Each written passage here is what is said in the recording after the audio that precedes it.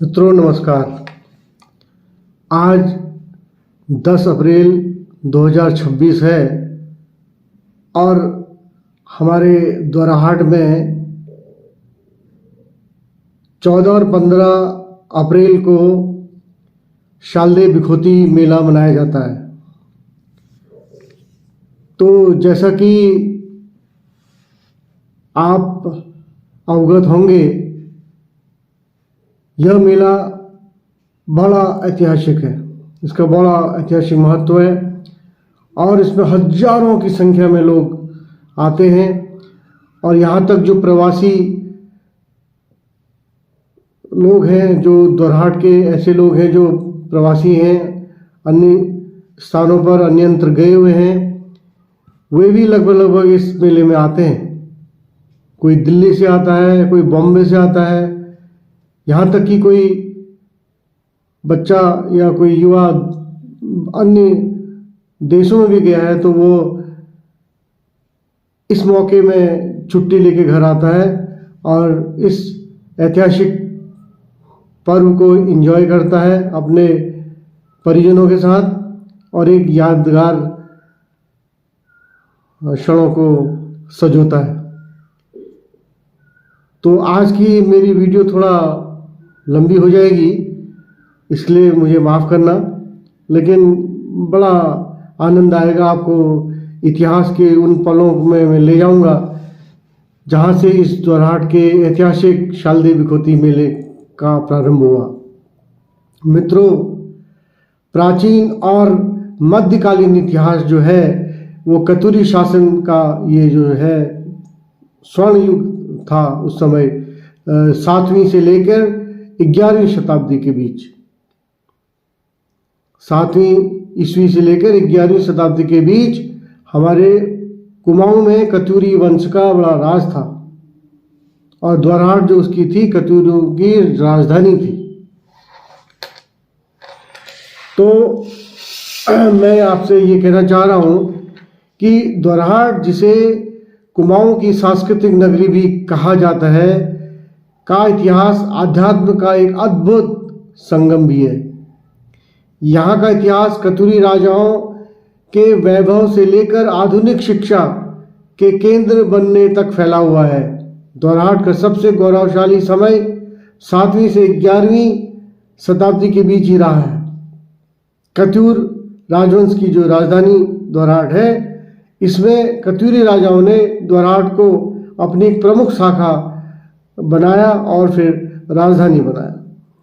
यहाँ वे कला और वास्तुकला के बहुत बड़े संरक्षक रहे और उन्होंने कई मंदिरों का निर्माण किया और कला और साहित्य को सजोया और संवारा। मंदिर का निर्माण उन्होंने यहाँ लगभग 55 प्राचीन मंदिरों का निर्माण कराया, जिनमें 8 समूहों को अभी हम बांटते हैं और ये समूह में की अपनी अपनी विशेषताएं हैं।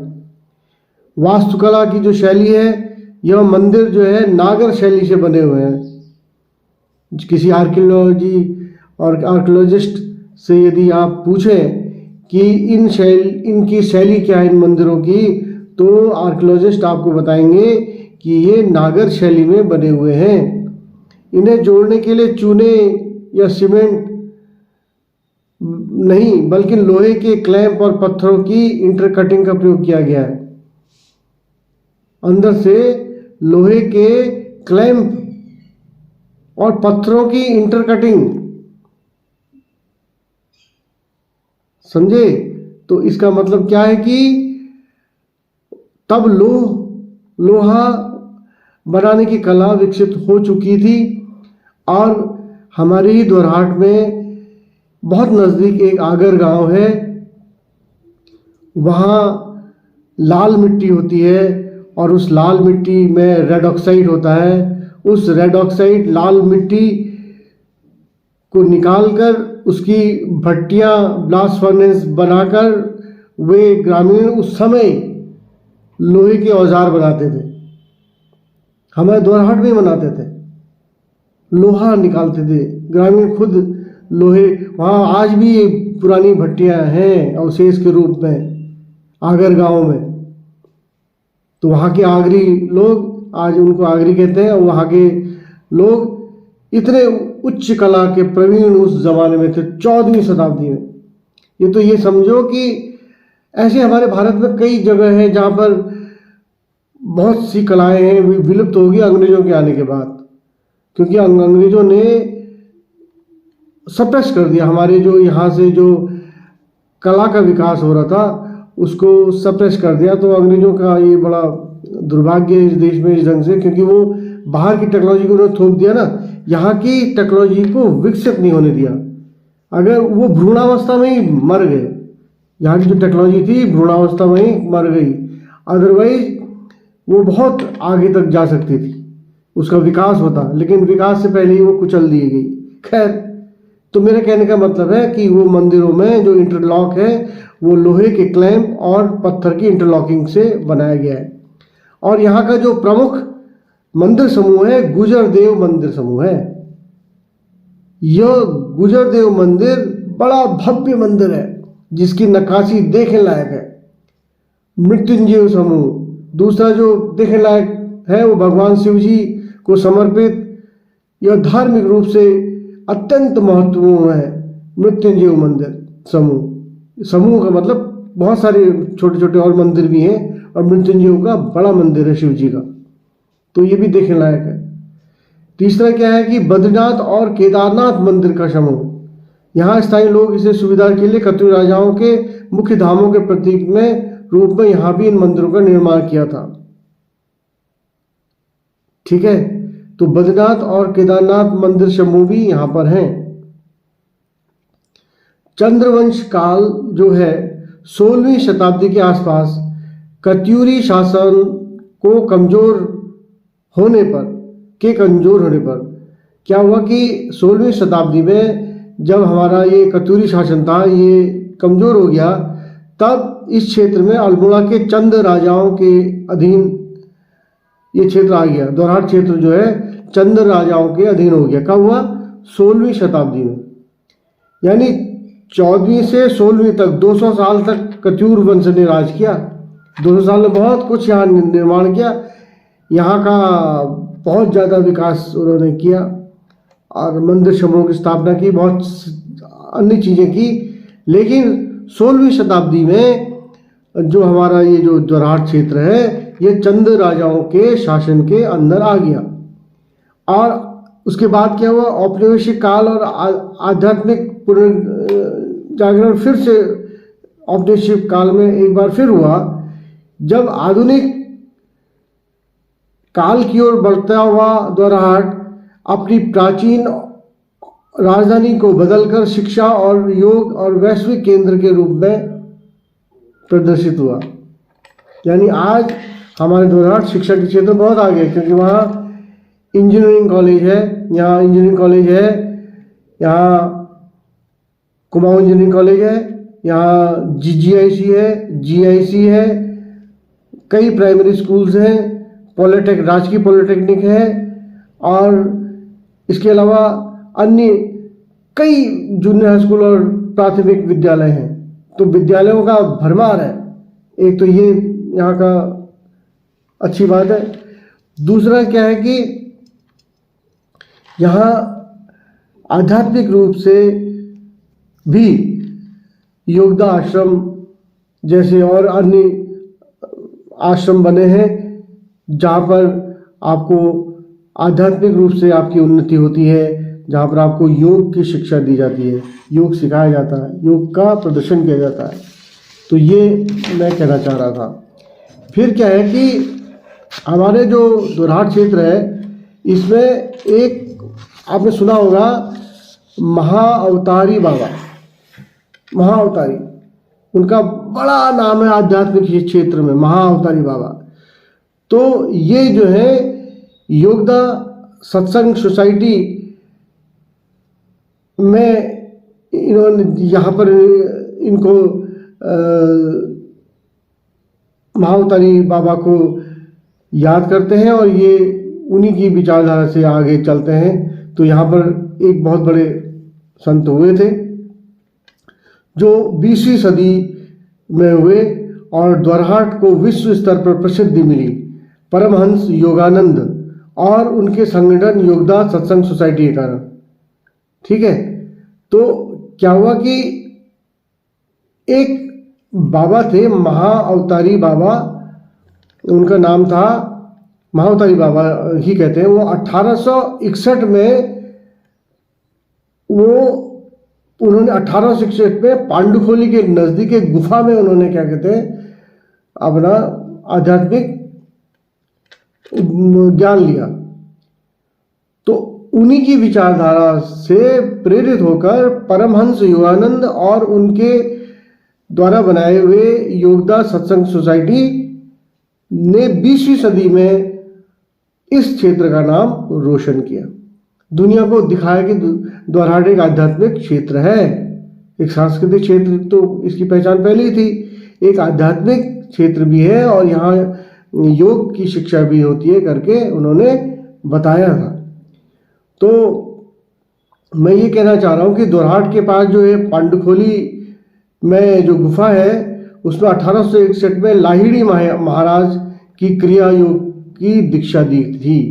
योगदा आश्रम में दुनिया भर से आने वाली ध्यानियों और योग साधकों का पवित्र स्थान माना जाता है।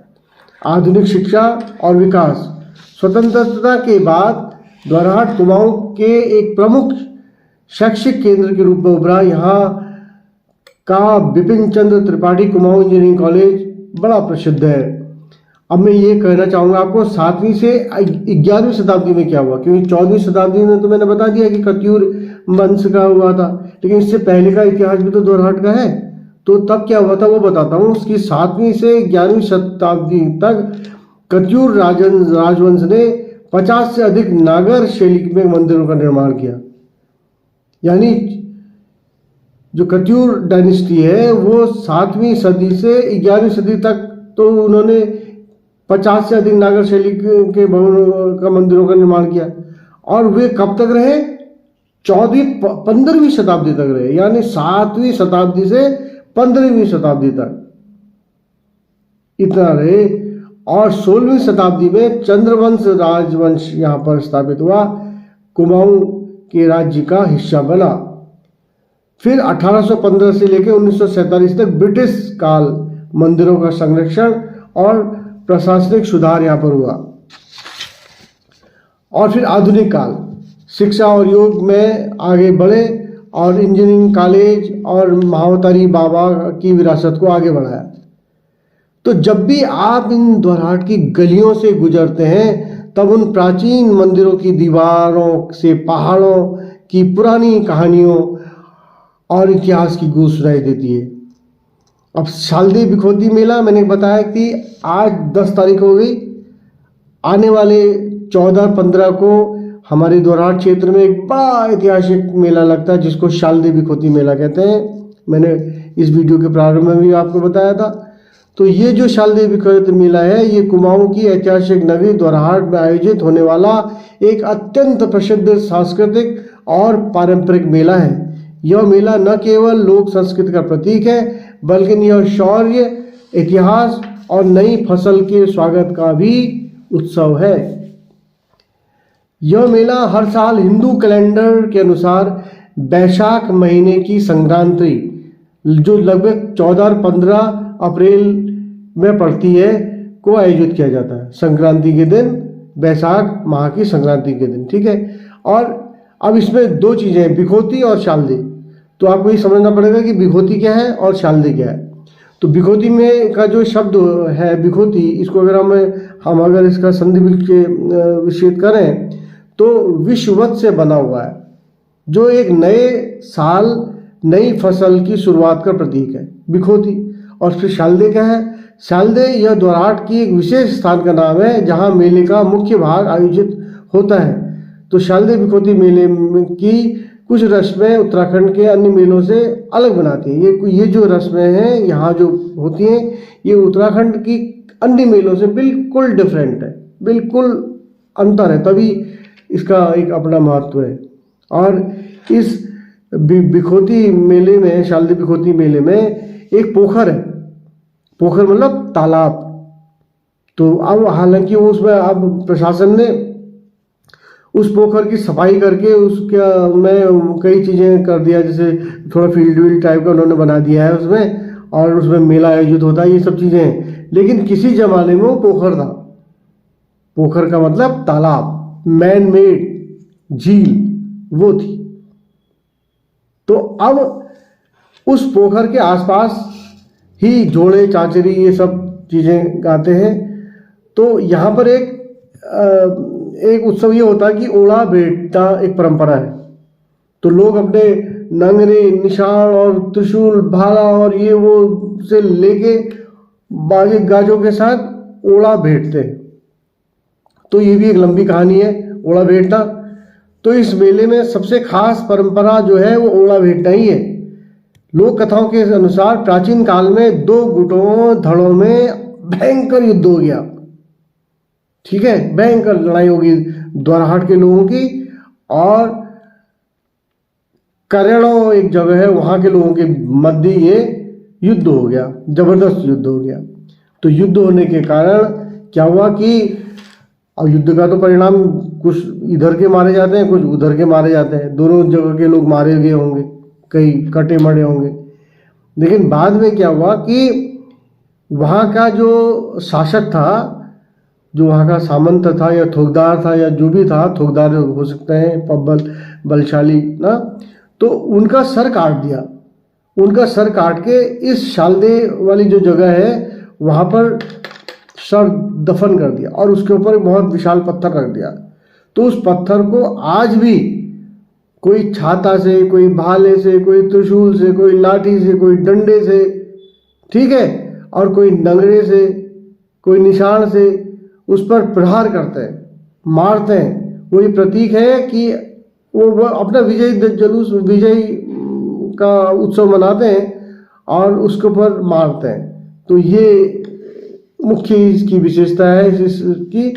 तो इस मेले में विभिन्न गांवों के लोग, मुख्यतः गरख और पाली पछाओं के लोग अपने पारंपरिक वाद्य यंत्रों के साथ आते हैं और उसी जो पत्थर में बताया ओड़ा पर लाठियों का प्रहार करते हैं, जो प्राचीन विजय का प्रतीक माना जाता है। और क्या है, झोला और चाचरी गाते हैं। मेले के दौरान कुमाऊनी लोक संस्कृति जीवंत हो उठती है। दूर दराज के गांवों के लोग पारंपरिक वेशभूषा में आते हैं। ढोल, दमाऊं, रणसिंगे की थाप पर झोला और चाचरी, सामूहिक लोक नृत्य का आयोजन पूरी रात चलता है। इन गीतों के माध्यम से पहाड़ों की सुंदरता और पूर्वजों की वीरता का बखान किया जाता है। यह उत्सव मुख्य रूप से दो भागों में बटा होता है। यह द्वाराहाट के पुराने बाजार और मंदिरों के पास से होता हुआ, जहां पारंपरिक रीति रिवाजों और लोक जुलूसों का प्रधानता होती है, इस हिस्से से आगे हो जाता है। और वहाँ क्या होता है कि दुकानें सजी रहती है, वहाँ पर सामाजिक मेल जोल, खरीदारी के लिए लोग जाते हैं और गांव के लोग अपने घरों के लिए पूरे साल भर के लिए अच्छी अच्छी चीज़ें खरीद के, क्योंकि वहाँ मेला है ना, तो वहाँ मेला होने की वजह से बरेली से, शाहजहांपुर से, रामपुर से, हल्द्वानी से काफ़ी व्यापारी वहाँ जाते हैं अपना माल बेचने के लिए। तो जैसे लोहे का सामान या अन्य जो घरेलू उपयोग के सामान है, वो साल भर का ये ग्रामीण यहाँ पर से खरीद के अपने लिए रख लेते हैं साल भर के लिए। तो वहाँ यहाँ स्थानीय हस्तशिल्प, तांबे के बर्तन और बड़ी मिठाइयों का भी बाजार लगता है। तो आप मिठाई, अच्छी अच्छी मिठाई भी यहाँ से खरीद सकते हो और बहुत अन्य चीज़ें भी आप यहाँ से खरीद सकते हैं, डेली नीड्स की चीज़ें। ठीक है, तो इस प्रकार पुराने समय में यह मेला दूर दराज के गांवों के परिवारों का मिलने का एक माध्यम होता था। आज भी है। आज भी पता है, जब हम जाते हैं उस मेले में तो क्या होता है कि अरे तुम कब आए और तुम आजकल कहाँ हो, हैं, एक दूसरे से बातें करते हैं, इंटरेक्शन होता है। ठीक है, कई ऐसे चेहरे होते हैं जिन्हें आप सिर्फ शादी के दिन मिल पाते हो, क्योंकि वो दूर कहीं, कोई बॉम्बे नौकरी करता है, कोई अहमदाबाद नौकरी करता है, कोई कहते हैं बेंगलोर करता है, कोई मद्रास करता है, कोई विदेशों में करता है। तो हर एक से संपर्क तो हो नहीं पाता है, लेकिन उस त्योहार में एक संपर्क का माध्यम मिलता है। तमाम बिछड़े हुए साथी, बिछड़े हुए मित्र, बिखरे हुए गांव वाले, बिखरे हुए क्षेत्रवासी, वे सब आपस में मिलते हैं। तो ये भी एक बहुत बड़ा उत्सव का रूप है। तो पहाड़ी किसान और शिल्पकार अपने द्वारा तैयार किए हुए उत्पादों को भी यहाँ बेचने आते हैं। लोग इस अवसर पर द्वारहाट के प्राचीन कत्यूरी मंदिरों के दर्शन करके अच्छी फसल और खुशहाल जिंदगी की कामना करते हैं। प्रभु से, भगवान से, ईश्वर से, देवी से, शिव जी से ये प्रार्थना करते हैं। ढोल, दमाऊ, रणसिंगा और भंगूर, ढोल की थाप, ठीक है, ढोल, दमाऊ और रणसिंग की थाप से झोला चाचरी गाते हुए, भगनौल गाते हुए, प्रेम के गीत, विरह के गीत, सबके उदाहरण आपको मिलेंगे वहाँ पर। सब प्रकार के गीतों गाया जाता है। विरह के गीत, वीरता के गीत, क्योंकि वीरता होगी, युद्ध हुआ, वीरता के गीत होंगे, ठीक है। तो फिर क्या हुआ कि उसमें एक हाथ कट गए, किसी का सर कट गया, किसी का धड़ कट गया, तो फिर क्या हुआ, वो मर गए, तो विरह के गीत भी शुरू हो जाएंगे। या कोई उस मेले में नहीं आया है तो वो आते ही पुराना है ना, तो उसको मनाया जाता है। तो यहाँ दोनों प्रकार के गीत चलते हैं, विरह के भी और वीरता के। तो अभी क्या है कि ये शारदीय विभूति मेला में आज की नई पीढ़ी ने अपनी जड़ों को जोड़े रखने का सशक्त माध्यम बना दिया है। यदि आप कुमाऊं की असली विरासत और पहाड़ों की गूंज को महसूस करना चाहते हैं तो यह मेला इसका सबसे अधिक अच्छा उदाहरण है। तो शारदीय विभूति मेला सिर्फ एक उत्सव ही नहीं है, बल्कि यह सदियों पुराने संघर्षों और विजय की कहानियों का खुद पर समेटे हुए एक कल्चर है, कुछ एक मतलब इतिहास है अपने आप में। इस मेले के इतिहास में कुछ ऐसी घटनाएं हैं, जो परंपराएं हैं, जो इसे और भी खास और रोमांचक बना देती हैं। यह मेले से जुड़ी हुई कुछ प्रमुख ऐतिहासिक पारंपरिक घटनाएं मैं ये बताना चाहूँगा कि 14वीं शताब्दी का वह भीषण युद्ध जिसकी याद में यह मनाया जाता है, ठीक है, क्योंकि ये 14वीं शताब्दी के बाद ये शुरू हुआ। हालांकि कत्यूर वंश जो है वो 7वीं शताब्दी से वहाँ पर इस्टेब्लिश हुआ। 7वीं से 11वीं तक उसने मंदिरों का निर्माण किया, भव्य निर्माण किया, बड़ा द्वारिका नगरी उन्होंने बनाई, बहुत पूजन पाठन ये वो, बड़ा प्रॉस्पेरिटी, क्योंकि वहाँ बहुत अच्छी फसल होती है द्वारहाट में, और लौकी, तुरई और तमाम प्रकार की सब्जियां, अनगिनत टमाटर, ये वो सब वैरायटियाँ होती हैं। और चावल के लाल धान मशहूर है वहाँ। लाल धान होते थे किसी ज़माने में, अब कुछ किसान बोते होंगे या नहीं, अब तो खैर बहुत ही चेंज आ गया, फसल नहीं बोते हैं लोग बाग अब तो। लेकिन उस ज़माने में बहुत प्रॉस्पेरिटी थी, संपन्नता थी, क्योंकि बहुत अच्छे खुशहाल बड़े बड़े खेत थे, लोग मेहनत करते थे, खेती मजदूरी करके अपना जीवन यापन करते थे। तो ये बहुत अच्छा प्रॉस्पेरिटी थी। तो उस जमाने में 14वीं शताब्दी में भीषण युद्ध हुआ था। मेले की शुरुआत के पीछे सबसे प्रमुख घटना ही यही 14वीं शताब्दी मानी जाती है। लोक मान्यताओं के अनुसार यहाँ दो गुटों के बीच, मैंने बताया, एक द्वारहाट का गुट, एक कन्नड़ों के गुट के बीच एक भयानक युद्ध हुआ। यह संघर्ष स्थानीय देवी की पूजा के अधिकार को लेकर था। स्थानीय देवी का पूजा का अधिकार और भी वही वर्चस्व की लड़ाई होती होगी या क्षेत्र की लड़ाई होती होगी, वो सब चीज़ें रही होंगी, वो पुराना इतिहास है। तो कुछ न कुछ हुआ होगा तभी युद्ध हुआ होगा। तो इस युद्ध में क्या हुआ कि एक गुट जो हार गया उसका सेनापति का सिर काट दिया, उसका राजा का, उसके ठोकदार का सिर काट दिया। उसी स्थान पर जो मैंने बताया पत्थर से गाड़ दिया, उसको ओड़ा कहते हैं। और इस ओड़े में को भेंटने की रस्म को ही ओड़ा भेटन की रस्म कहते हैं, जो ऐतिहासिक रस्म है। और यहाँ जो विजयी गुट के वंशज हैं उस पर पत्थर और लाठी मारकर अपनी जीत का जश्न मनाते हैं। और धड़ों का जो संघर्ष है वो गरख और पाली जो है, क्लैश ऑफ क्लैंस। तो इसमें क्या है कि इतिहास में यह मेला स्थानीय गुटों या धड़ों के बीच शक्ति प्रदर्शन का ही भी केंद्र रहा है। मुख्य रूप से दो धड़े, गरख और पाली पछाऊ, अपने अपने ऊंचे ऊंचे निशानों, झंडों, नगाड़ों के साथ इस मेले में पहुंचते थे, ठीक है।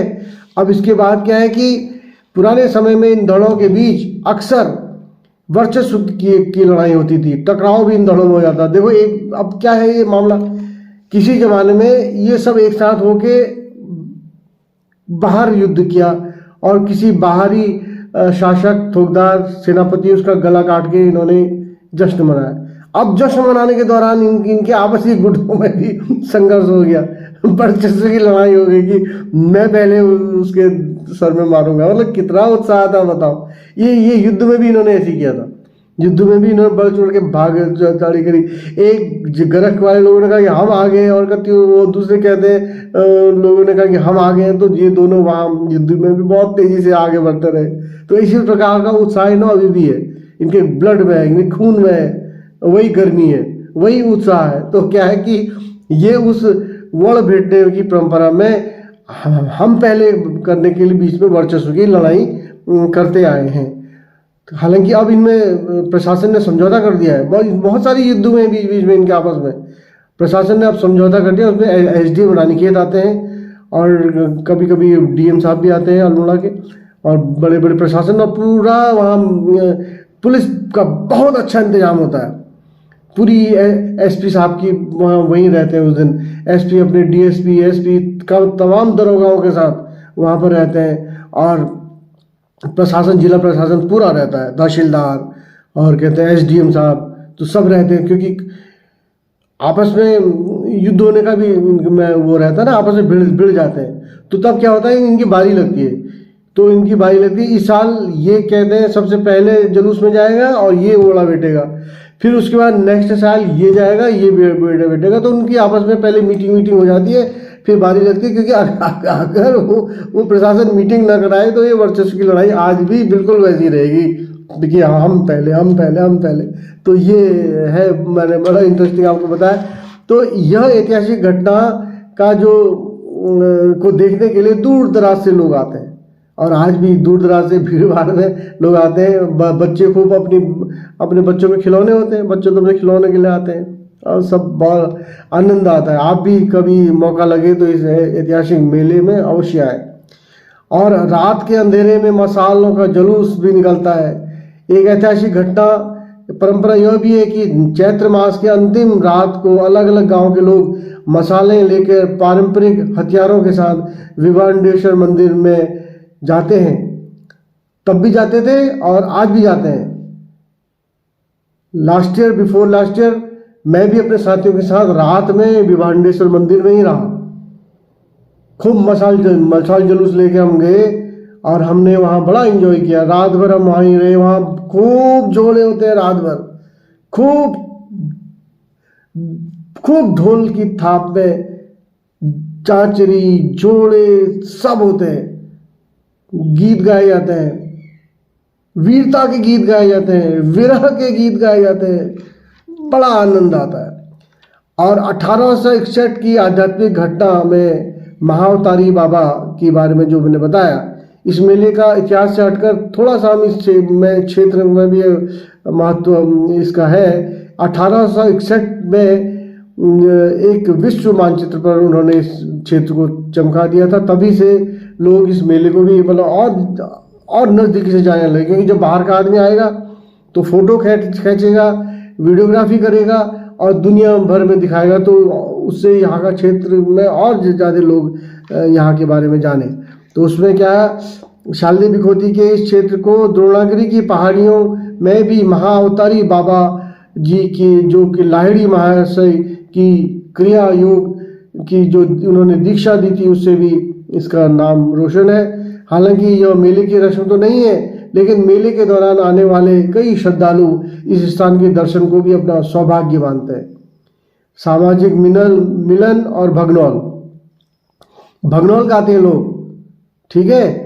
भगनौल जो होता है एक सामाजिक मिलन होता है। जब लोग ग्रुप टुगेदर लोग एक साथ जुड़ते हैं तो वे भगनौल गाते हैं, ठीक है। वो एक उत्साह होता है भगनौल गाने का। तो ये जो है अतीत में द्वारहाट का मेला एक ऐसा मंच था जहाँ पर भगनौल एक प्रकार का प्रेम और विरह के गीत गाए जाते हैं। उसमें प्रेम होता है और विरह भी होता है, ठीक है। बहुत इंपॉर्टेंट है ये भगनौल यहाँ पर गाए जाते हैं। कहा जाता है कि पुराने समय में इस मेले के गीतों के माध्यम से ही प्रेमी प्रेमिकाएं आपस में बात करते थे। कई बार मेले के दौरान ही शादियां भी तय हो जाती थी। यह पहाड़ों की एक अनूठी सामाजिक घटना होती थी जहाँ संस्कृति और रिश्तों का मेल होता था। मैंने कहा नहीं, क्योंकि ये जो दोरहाट क्षेत्र है बहुत विशाल क्षेत्र है, काफ़ी दूर दूर तक फैला हुआ है। तो क्या होता है कि वहाँ पर सोशल गैदरिंग होती है, दुनिया भर के इधर उधर के लोग वहाँ पर आते हैं और गाँव के ग्रामीण दूर दूर अंचलों से वहाँ पर आते हैं। ठीक है, आते हैं तो उनके मध्य इंटरेक्शन होता है, वे आते हैं एक दूसरे को देखते हैं, सोते हैं, समझते हैं, तो वहीं पर शादी भी हो जाती है। लड़का लड़की को देख लेता है, लड़की लड़के को देख लेते हैं, उनके आचार व्यवहार वहाँ पर मिल जाते हैं तो वो पसंद कर लेते हैं एक दूसरे को, फिर माँ बाप शादी कर लेते हैं। ऐसा भी यहाँ पर हुआ इस मेले में पहले। ठीक है, ये यहाँ इतिहास है। अब तो खैर ऐसा नहीं होता है, अब तो क्योंकि अब तो कई मामले हो गए ना कि शादी के अब मानक ही बदल गए हैं। शादी का मानक है कि लड़का कहीं नौकरी करता है, सरकारी नौकरी है कि नहीं है, प्राइवेट है तो उसमें कितना कमाता है और कहाँ है, क्या है, ऐसा है वैसा है, और हल्द्वानी मकान तो नहीं है। एक नया आजकल कंसेप्ट आ गया है, हल्द्वानी मकान है। तो अब ये नई नई चीज़ें आ गई भाई साहब, ये नया नया बवाल हो रहा समाज में, क्या कहें। लेकिन उस जमाने में जो था, ये सांस्कृतिक तौर से रिश्तों को जोड़ने का भी मेला था। तो क्योंकि अब मेला तो आज भी लगता है, तो लेकिन कुछ पुरानी चीज़ें विलुप्त हो गई हैं, कुछ नई चीज़ें जुड़ गई हैं। जैसे आज अब एक मेलों में क्या आप देखेंगे, व्यापारिक मेले हो गए हैं जिसमें सिर्फ व्यापार हो रहा है। ठीक है, तो अब ऐसे ही है। तो व्यापार भी अच्छी बात है कि मेले में ही तो गैदरिंग जुड़ेगी तो व्यापार भी होगा, लेकिन व्यापार को ही प्राथमिकता दे दो और मेले को गौड़ कर दो, वो चीज़ ठीक नहीं है ना। मेले को मेले की तरह से आगे बढ़ना चाहिए, व्यापार को व्यापार की तरह से आगे बढ़ना चाहिए, तभी हमारे क्षेत्र का सर्वांगीण विकास होगा ना। तो ये हमारे जो क्षेत्रीय नेता हैं, क्षेत्रीय दल हैं, उन्होंने ये सोचना है कि इस हमारे दोरहाट के इस मेले को आगे इसी प्रकार से ले जाना है।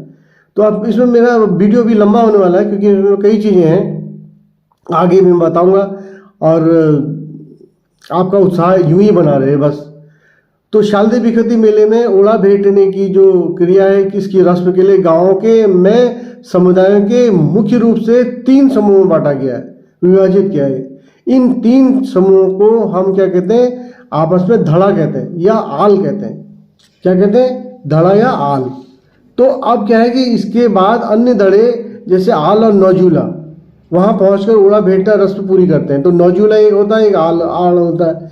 ये परंपराओं में पराजित पक्ष के वंशज के पत्थर पर अपनी श्रद्धा अर्पित करते हैं, यानी उसको मारते हैं तो उनकी श्रद्धा हो गई हो।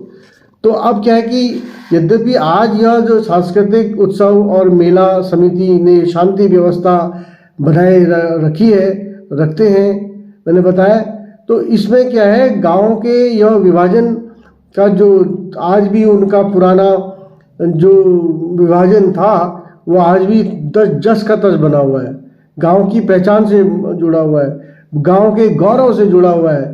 मेले में खचाड़ी, अशगोली, कफड़ा, बिंता, जलाली जैसे अनेक अन्य गाँवों की सक्रिय भागीदारी रहती है। दोरहाट के शालदे बिखोती मेले में ओड़ा भेंटने की रस्म के लिए गांव का विभाजन बहुत स्पष्ट और पारंपरिक है। ये गांव अपने अपने निशान, पारंपरिक ध्वज और ढोल दमाओं के साथ अलग अलग रास्तों से दोरहाट बाजार गुजरते हैं, क्योंकि एक ही रास्ते से गुजरेंगे तो टकराव हो जाएगा ना।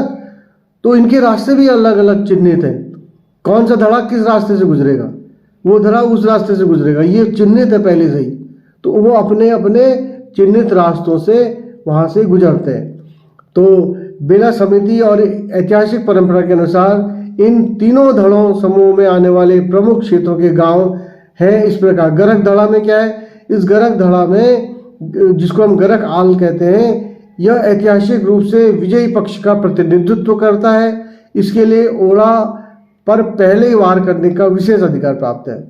इसमें दोरहाट के उत्तरी और पश्चिमी भाग के गांव शामिल हैं। कफड़ा, बजेठी, किरोली, पंदगांव, बिंता जैसे क्षेत्रों के प्रमुख परिवार गांव इसका नेतृत्व करते हैं। यह धड़ा अपने पारंपरिक मशालों और निशानों के साथ मुख्य बाजार की ओर आता है। फिर है आल धड़ा। आल धड़ा में क्या है, यह धड़ा दोरहाट के मध्य और पुराने बाजार क्षेत्र का प्रतिनिधित्व करता है। इसमें सबसे प्रभावशाली समूह में से इसे एक माना जाता है। इसमें खत्यारी गांव सबसे मुख्य है। असगोली, बगवाली पोखर के कुछ हिस्से और द्वारहाट टाउन के पुराने मोहल्ले इसमें शामिल होते हैं। आलधड़ा अक्सर पुराने द्वारहाट बाजार की मुख्य सड़क से होते हुए ओड़ा पत्थर तक पहुंचता है। खत्यारी गांव के लोग अपने नगाड़ों और निशान के लिए प्रसिद्ध है। नौजूला धड़ा एक होता है, नौजूला धड़ा, ठीक है।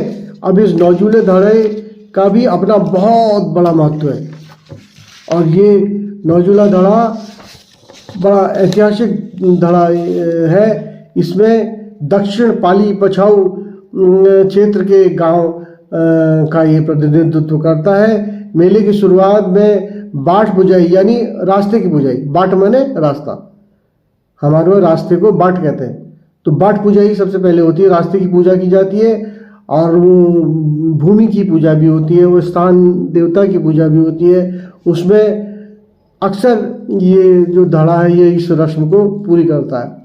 इसमें जलाली, मासी के कुछ और गांव सल्ट की सीमा से जो लगे हैं गांव वो हो गए। नौजूला पट्टी के गांव और धर्म गांव है, डडोली है, भौरा है और मल्ली में रही है, तल्ली में रही है, कफड़ा है, ये सब आते हैं। ये धड़ा शीतला देवी मंदिर शीतला पुष्कर में पूजा अर्चना के बाद मेले की औपचारिक शुरुआत में महत्वपूर्ण भूमिका निभाता है। धड़ों का आगमन और रस्म का क्रम मेला समिति यह सुनिश्चित करते हैं कि सभी धड़े अपने निर्धारित समय और रास्ते पर आए। नौजूला धड़ा सबसे पहले पूजा पाठ की रस्मों में भाग लेता है। फिर गरख धड़ा आता है। वो धड़ा ओला पत्थर में ओला पीटने के विजय प्रदर्शन के में मुख्य भूमिका अपनी निभाता है। फिर आल धड़ा आता है। यह धड़ा अपने आल धड़े के भव्य जुलूस के साथ आता है और रस्म को आगे बढ़ाता है, ठीक है। तो इन तीनों धड़ों के अलावा मैंने बताया कि रात में भिवांडेश्वर के पास के गांव जैसे कंडोली और मल्ली मिरई तल्ली मिरई के लोग भी में कई चरणों में आते हैं जो बिखोती में अपनी सक्रिय भूमिका निभाते हैं। इसके अलावा और भी कई लोग इधर उधर के लोग सब आते हैं, चौखुटिया के लोग भी आते हैं। तो ये गांव में शारदीय बिखोती मेले में पारंपरिक व्यवस्था बहुत ही महत्वपूर्ण स्थान रखती है। ऐतिहासिक रूप से इसे पाली पछाऊ कहते हैं और ये मुख्य रूप से नौजूला धड़े के समूह के साथ जुड़े हुए हैं। इन गांवों की स्थिति में मेले में उनकी भूमिका का विवरण दिया है। धर्मगांव में क्या होता है? धर्मगांव द्वारहाट के पास स्थित एक ऐतिहासिक गांव है। मेले के संदर्भ में इसका बहुत ही महत्वपूर्ण योगदान है। यह गांव नौजूला धड़े का प्रमुख हिस्सा है। शारदीय मेले के दौरान धर्मगांव के लोग अपने पारंपरिक निशान ध्वज के साथ आते हैं। पुराने समय में इस गांव के बुजुर्ग और ठोकदार लोग राय व्यवस्था के साथ मेले में व्यवस्था बनाने में अपनी महत्वपूर्ण भूमिका अदा करते थे, क्योंकि वो उनकी राय मानी जाती थी। वो काफ़ी वजनदार लोग थे। तो इस गांव के सांस्कृतिक रूप से बहुत ही समृद्ध गांव है और यहाँ के लोग झोला चांचरी गायन में बढ़ चढ़ कर भाग लेते हैं। आज भी धर्म गांव के लोग बहुत अच्छे अच्छे कार्यक्रम करते हैं और गाना बजाने का काम करते हैं। इनमें ईश्वर ने इनको ऐसा आशीर्वाद दिया है कि ये अपने गाने बजाने की परंपरा में बहुत आगे हैं और अपनी परंपरा को आगे बढ़ा रहे हैं। उसके बाद है डडोली। तो डडोली गांव जो है ये बहुत ही बलशाली लोगों का है। यहाँ के लोग बड़े हृष्ट पुष्ट होते हैं और ताकतवर होते हैं और बहुत उच्च फिजिक के लोग होते हैं, बलशाली लोग होते हैं। तो डडोली गांव के लोग, ये जो डडोली गांव है ये द्वारहाट से करीब करीब 3 से 4 किलोमीटर दूर पड़ता है। यह गांव भी नौजूला समूह और पाली पछाऊ की सांस्कृतिक परंपराओं का प्रतिनिधित्व करता है। डडोली के लोग अपने पारंपरिक वाद्य यंत्रों, ढोल दमाओं के साथ मेले पहुंचते हैं। मेले के दौरान जब विभिन्न गांवों के लोग जुलूस बाजार द्वारहाट की ओर बढ़ते हैं तो डडोली समूह अपनी अपनी विशिष्ट ऊर्जा और लोकगीतों के साथ इस जुलूस में आगे बढ़ता रहता है। फिर है भौरा गांव। भौरे गांव में क्या है कि भौरा गांव द्वारहाट के निचले हिस्से की ओर स्थित है और यह भी पाली पट्टी का एक अभिन्न अंग है। यह गांव नौजूला धड़े के साथ मिलकर अपनी उपस्थिति दर्ज कराता है। यह गांव भूमिका के रूप में रौ मेले के सामाजिक और सांस्कृतिक मेल मिलाप के रूप में होती है। शालदेवी खोती मेले के दौरान जब ओड़ा बैठने की रस्म होती है तो इन गांवों के लोग एकत्र होकर, एकजुट होकर अपने धड़े की मर्यादा और शक्ति का प्रदर्शन करते हैं। इन गांवों का मार्ग और मिलन जो है द प्रोसेशन रूट मैंने बताया ना, इनके बिल्कुल एक विशिष्ट स्थान होता है कि आप इसी रूट से जाएंगे, क्योंकि दो धड़े अगर एक रूट से जाएंगे तो वो टकराव हो जाता है और उनमें जोश ऐसा होता है ना कि उनमें आपस में भिड़ जाता है, युद्ध हो जाता है उनमें। तो इसलिए प्रशासन ने इनकी व्यवस्था कर रखी है कि सब जो है अलग अलग रूट से जाएंगे, एक साथ नहीं जाएंगे। एक साथ जाएंगे तो उनमें टकराव होगा। तो ये आज भी है कि जहाँ भाई इतनी अपार जनसमूह, हजारों की भीड़ आ रही है, टकराव तो हो ही जाता है ना। तो इस टकराव से बचने के लिए, और कई बार हुआ है बड़ा विचित्र, अरे बहुत ही बिटर अनुभव है, बहुत ही कड़वे अनुभव है हमारे दोरहाट के लोगों को। वहाँ तो कई लोगों की मृत्यु तो हुई है इस मेले में, ठीक है। पास्ट का इतिहास कोई अच्छा इतिहास नहीं रहा है वहाँ। मेले के दौरान आपस में गुट भिड़ गए थे, भिड़ने से वहाँ कई मृत्यु हो गई थी, ठीक है। तो तभी तो फिर रानीखेत से पुलिस का बल्लभ आता है, एसडीएम साहब आते हैं और तहसीलदार साहब आते हैं, सब अपने पूरे व्यवस्था के साथ आते हैं, बल के साथ आते हैं। काफ़ी पुलिस की व्यवस्था होती है ताकि धड़ों में टकराव ना हो, ठीक है। तो अब जो है इन तीनों गांव, धर्मगांव, डडोली, भंवरा, दोरहाट के दक्षिण पश्चिम की ओर से आते हैं। इनका रास्ता इस प्रकार होता है। ये गांव अपने स्थानीय आल की या पट्टियों से निकलते हैं। रास्ते में अन्य छोटे गांवों के समूह के साथ मिलते हुए शीतला देवी मंदिर तक पहुंचते हैं। वहां पूजा अर्चना के बाद ये गांव सभी पाली धड़े के साथ झंडे के नीचे एकजुट होकर शालदे पोखर पुराने दोरहाट की ओर बढ़ते हैं। धर्मगांव, डडोली और भंवरा नौजुला धड़े की रीढ़ माने जाते हैं। तो ये इनको रीढ़ कहते हैं नौजुला धड़े की, ठीक है। तो जब ओड़ा बैठने की रस्म होती है तो इन गांव के युवाओं और बुजुर्गों की भागीदारी से ही इस धड़े का जुलूस भव्य बन जाता है। इन गांव में धर्मगांव, डडोली और भंवरा ऐतिहासिक केवल मेलों तक ही सीमित नहीं है, बल्कि यह मिट्टी में वीरता और लोक गायन से गहरी जड़ है। अरे ऐसा भव्य जुलूस निकलता है ना गाने बजाने वालों का कि आपको देखते हुए आनंद आ जाएगा। बहुत ही जबरदस्त जोड़े ओड़े होते हैं, बहुत ही जबरदस्त।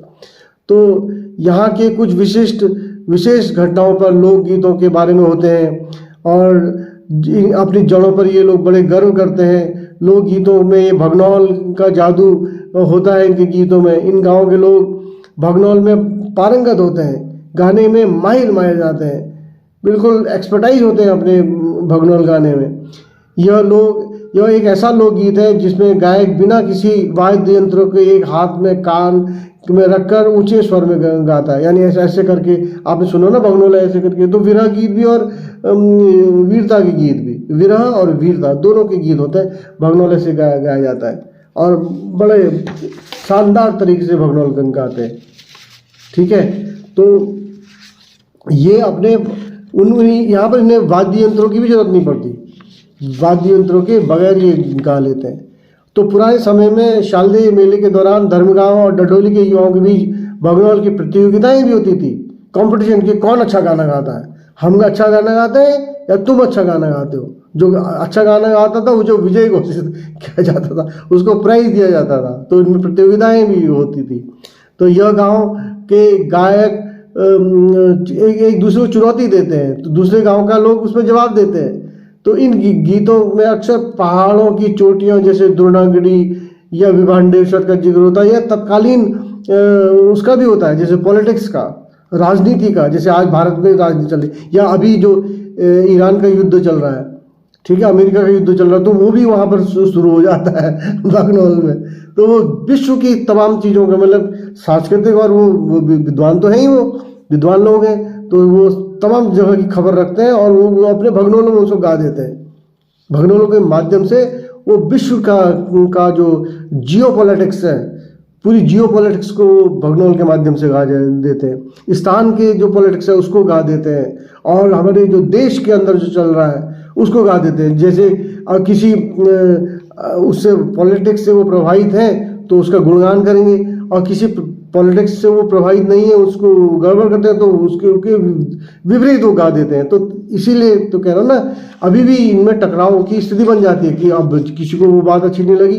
जैसे मैं उदाहरण के प्रस्तुत करता हूँ, मान लो एक धड़ा बीजेपी के विरोध में अपने भगनौल गा रहा है, तो उसमें बुरा लगेगा नहीं बीजेपी वालों को, तो दूसरा धड़ा अब उनमें टकराव होगा नहीं होगा। और दूसरा तो ये स्थिति बन जाती है, तभी तो पुलिस रहती है। पुलिस आज भी इन जो भगनौल गाने वाले हैं इन पर भी रखते हैं कि ये क्या भगनौल गा रहे हैं, इनके गीतों में कहीं ऐसा तो नहीं इनके इनमें आपस में ये भिड़ जाए या लड़ाई झगड़ा हो जाए। तो क्योंकि ये द्वाराहाट के लोग विद्वान होते हैं ना, तो वो तुरंत गीत बना देते हैं, क्योंकि पहले से रहा होगा ना कुछ इनके ब्लड में। तो ये चीज़ है। तो आज भी इसमें बड़ा वो होता है। तो मैंने इस अब इसको संक्षिप्त इसको ख़त्म कर रहा हूँ मैं, थोड़ी देर का और है। तो अब ये जो धर्मगांव डडोली के जांबाजों ने मिलकर इस धड़े के डंडे झंडे को इतना ऊंचे से, अच्छा एक पुरानी घटना ये है, इसमें यह है कि ओड़ा बैठने में जो मैंने बताया ना शक्ति प्रदर्शन का भी है करके, तो शक्ति प्रदर्शन में क्या हुआ कि एक पुरानी घटना यह है कि एक बार ये धड़े जो है आप ये गांव में जो ये है गरख और ये जो पाली इनके बीच में कुछ झगड़ा वगड़ा हो गया, ठन गई कि निशान का झंडा सबसे ऊंचा किसका रहेगा करके ना, कुछ ऐसे ही। तो कहा जाता है धर्मगांव डडोली के जांबाज जो ताकतवर लोग थे, इन्होंने मिलकर अपने धड़े के झंडे को इतना मजबूती से संभाला कि भीड़ के असंख्य दबाव के बावजूद भी अपने झंडे को झुकने नहीं दिया। तब से ये परंपरा बन गई कि नौजुला धड़े के इन गांवों का नेतृत्व तो बहुत सम्मान के साथ देखा जाता है। तो कुछ कंपटीशन हुआ होगा या कुछ लड़ाई झगड़ा हुआ होगा, पुराना इतिहास में हर साल कोई नया इतिहास बन जाता ना, ये है। तो इतिहास नया बन जाता है, तो कुछ न कुछ हर साल कुछ घटनाएं हो जाती। तो बाट पुजाई की अभी कुछ साल से ऐसी घटनाएं नहीं हो रही है। पुलिस का बहुत वो रहता ना, पुलिस की काफ़ी संरक्षण रहता, इसलिए अब कोई विशेष घटना नहीं दिख रही है। तो बाट पुजाई की परंपरा है। भंवरा और इसके आसपास के गांवों में एक विशेष परंपरा थी जिसे बाट पुजाई या रास्ता पूजन कहते हैं। तो बेले के दिन गांव से निकलने से पहले गांव की सरहद के स्थित भूमिया देवता की पूजा होती। भूमिया देवता मतलब गोलू भगवान, गोलू मंदिर, ठीक है। उनके जो निकास द्वार है वहाँ पर उनके स्थान देवता की पूजा होती है और तब जाके ये मेला प्रारंभ होता है। तो मान्यता यह है कि जब गांव के देवता की अनुमति जब तक न मिले तब तक मेले को जुलूस में ढोल नहीं बजाना चाहिए। तो आज इन गांव के बुजुर्ग इस मर्यादा का पालन करते हैं। पहले अपने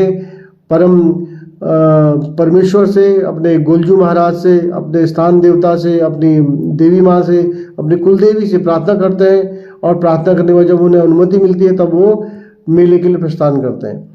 तो ये इसका बात हुआ। एक प्रसिद्ध लोकगीत में की पंक्तियाँ जैसे ये है कि जैसे इस टाइप की ना, एक शालदे की बिखोती द्वाराट की इनके मेलो, धर्मगांव के चेलो, ले लो निशान ले लो, ये करो वो करो। तो ये सब चीज़ें हैं, कई चीज़ें हैं।